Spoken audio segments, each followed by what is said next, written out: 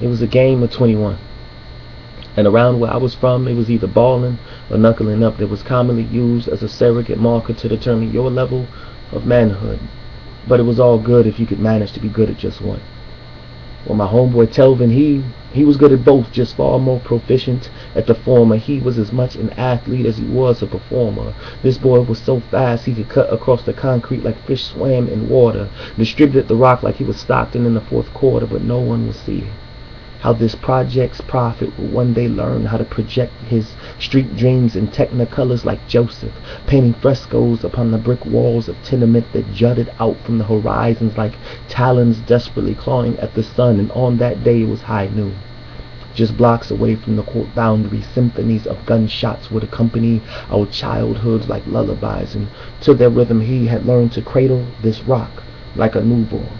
Yet in his palms he held on to them government-graded napkins that held their backing in the back of a shack that was jam-packed with an element that was destined to lose its value, depending upon the mood of a Wall Street he never knew.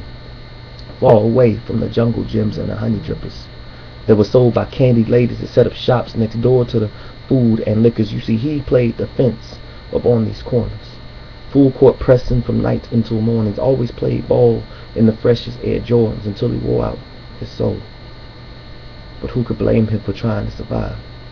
This was the game he had been taught, and he hustled with pride, because even though his father was in a recent memory, he walked in the only paternal footsteps that he could remember. Ever since the day he had watched his old man's game plans backfire as he was forcibly made to retire, so Telvin never took his inheritance lightly. And nightly I would watch him running the block and racing the clock and avoiding the shot callers that were known to be too liberal with their whistles. But escaping that trap was but one of his issues. His problem was also staying awake in a game full of insomniacs.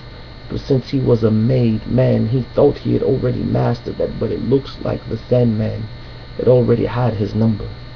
And now I'm left with trying to explain to his mother that her eldest boy ain't gonna make it back from that court today, and the last promise that he made was destined to be broken. And them dishes he had forgotten to wash was gonna keep on soaking, because no one can make this madness make sense now that her baby boy is gone and my best friend has been stolen. And they're telling me survivors are supposed to live on in the midst of their absence, but even after all this, the sensation of lost breath still seizes my chest as I cross over his threshold of now empty room that's been filled by a presence so vicious its aura consumes. It's a painful reminder we can't return to the womb or reclaim our innocence, and we surely can't unsee what the eye has already witnessed. And I watched him that day.